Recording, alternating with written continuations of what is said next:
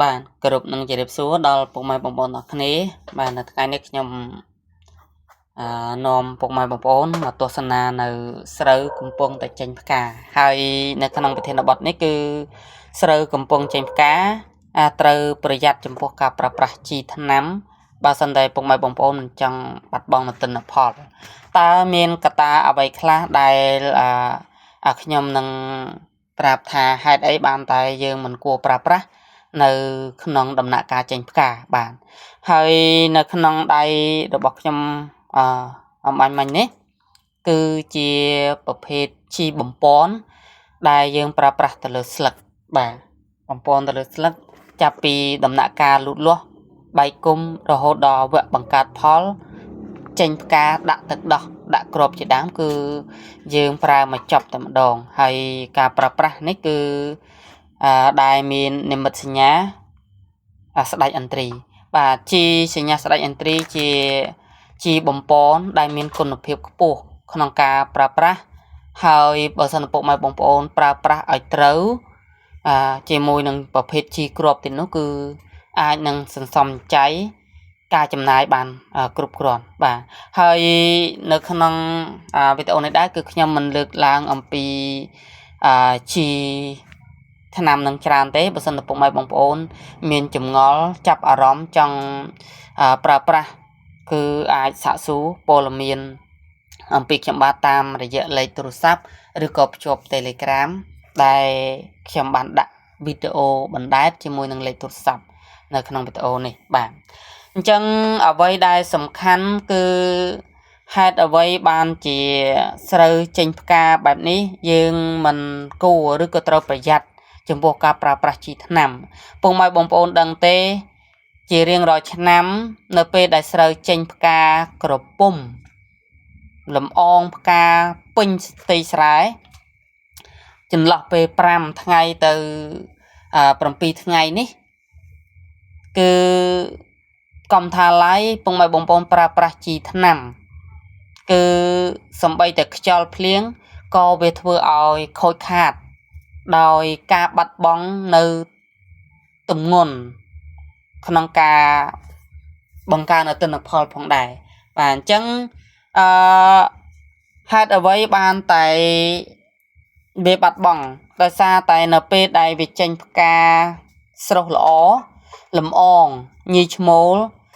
ត្រូវការពេលវេលានិងបរិយាកាសមួយដ៏សមរម្យដើម្បីជាការបង្កាត់ហើយចាប់យកនៅសារធាតុចិញ្ចឹមផ្សេងៗពីដីពីបរិយាកាសតែបើសិនគណៈពេលនោះខ្យល់កន្ត្រាក់បោកបក់ទោះបីស្រូវនឹងមិនដួលក៏ប៉ុន្តែការបោកបក់នេះវាធ្វើឲ្យលំអងញីឈ្មោលត្រូវបានខ្សោយហើយការដាក់ទឹកដោះគឺនឹងមានសភាពយឺតឬក៏មិនពេញគ្រាប់បាទមានន័យថាទម្ងន់នឹងស្ទើរទី2បើភ្លៀងគឺផ្កាដែលកំពុងតែចំហគ្រាប់ស្រូវចំហផ្កានោះគឺវានឹងជ្រាបចូលទៅលើជញ្ជាំងសម្បកគ្រាប់ស្រូវនោះហើយដក់ជាប់ធ្វើឲ្យមានការជាំឬក៏ខូចគ្រាប់ដោយអន្លើបាទអញ្ចឹងនេះគឺជាផលរំខានចុះបើសិនបើយើងប្រើប្រាស់ជីថ្នាំនោះគឺលើកលែងតែចាំបាច់បំផុតដូចជាជំងឺឬក៏សត្វល្អិតដែលបំផ្លាញដែលអាចធ្វើឲ្យលើសពីការខូចខាតទៅទៀតនោះគឺយើងអាចសម្រេចចិត្តប្រើបានបាទហ្នឹងគឺពុកម៉ែបងប្អូនប្រឹក្សាពិគ្រោះជាមួយបណ្ដាដេប៉ូអ្នកឯកទេសជំនាញក្នុងកសិកម្មជាដើមហើយបើសិនពុកម៉ែបងប្អូនចង់សាកសួរបន្ថែមបើនៅតែមានចម្ងល់គឺអាចសាកសួរតាមរយៈលេខទូរស័ព្ទនឹងផងដែរតើផលប៉ះពាល់ដូចម្ដេចការថ្លឹងថ្លែងនឹងរបៀបណាបាទនៅក្នុងវីដេអូនេះគឺខ្ញុំមិនអាចអធិប្បាយរ៉ាយរ៉ាប់ឲ្យអស់នៅសេចក្តីសៅហ្មងរបស់ពុកម៉ែបងប្អូនទេតើតែពុកម៉ែបងប្អូនស្ដាប់ដោយយកចិត្តទុកដាក់ហើយអាចបង្កើតទៅជាចម្ងល់បានជាមតិយោបល់សាកសួរបានបាទហើយការសាកសួរនោះដូចខ្ញុំថាអញ្ចឹងអាចសាកសួរតាមរយៈខ្ញុំក៏បានបណ្ដាដេប៉ូ មន្ត្រីកសិកម្មតាមភូមិឃុំដែលពួកគាត់មានជំនាញគឺយើងអាចប្រឹក្សាបានបច្ចុប្បន្ននោះគឺមានអ្នកចេះដឹងច្រើនអំពីកសិកម្មអំពីវិស័យផ្សេងៗដែលពុកម៉ែបងប្អូនធ្វើគឺស្វែងរកឲ្យចំគោលដៅទៅបាទអញ្ចឹងនៅក្នុងវីដេអូនេះគឺខ្ញុំមានប៉ុណ្ណឹងសង្ឃឹមថាពុកម៉ែបងប្អូនអាចនឹងបាននៅចំណេះដឹងខ្លះៗហើយបើសិនតែពុកម៉ែបងប្អូនចាប់អារម្មណ៍ក្នុងការប្រើប្រាស់ជីថ្នាំកសិកម្មពីនិមិត្តសញ្ញាស្ដេចឥន្ទ្រីគឺពុកម៉ែបងប្អូនអាចប្រើប្រាស់ដោយមានទំនុកចិត្តតាមរយៈការសាកសួរព័ត៌មានអំពីស្ថានដីផ្សេងៗហើយយើងនឹងរៀបចំដាក់តម្រូវទៅតាមសភាពនៃជីវជាតិ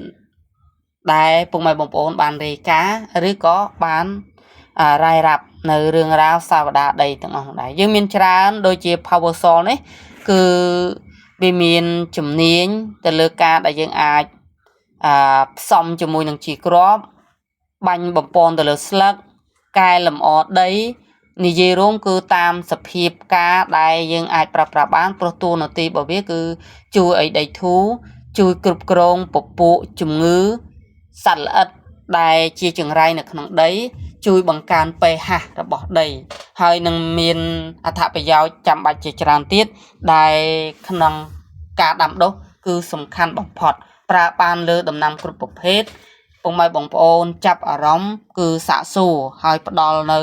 ដំណាំអ្វីដែលពុកម៉ែបងប្អូនដាំដែលចង់ប្រើប្រាស់នៅ Power Sol បាទក្នុងចំណោមជីសញ្ញាស្ដេចឥន្ទ្រីគឺមាន GH 300 GH 500 500 plus ហើយនឹងក្រុមម្សៅគឺ Power Sol Double Green Power Green និង Power Cool បាទអញ្ចឹងGH 300និង Power Sol នេះគឺយើងប្រើប្រាស់នៅដំណាក់កាលលូតលាស់ដើម្បីជួយដល់ប្រព័ន្ធឫសផ្សេងៗហើយ Double Green យើងប្រើនៅក្នុងដំណាក់កាលលូតលាស់ដូចគ្នា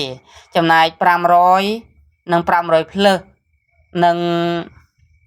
Power Cool គឺយើងប្រើនៅដំណាក់កាលបង្កើតផលផងដែរអញ្ចឹងគណៈពេលនេះអរគុណជម្រាបលា